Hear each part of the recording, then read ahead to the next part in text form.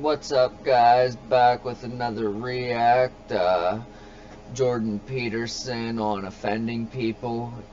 Jordan Peterson, if you don't know who he is, he's a very articulate man, very intelligent, always a pleasure to listen to, very outspoken against the movement to limit our speech and control what's being said, and the mutilation of Americans' children.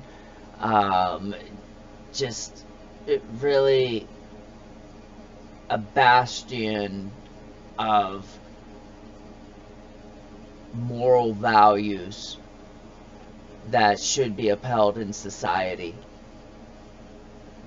Well, say the example of there are some transgender people who want to not be referred to as he or she. They would prefer to be called Z or they.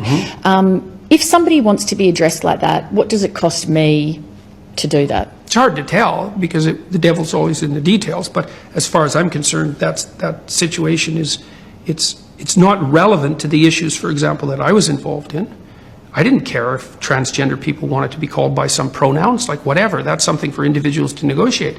When the government makes that a compulsion and insists in their legislation that biological sex, gender identity, gender expression, and sexual proclivity vary independently, it's like, no, they don't. That's wrong factually, and you're not going to compel my speech. I don't care what your damn justification is.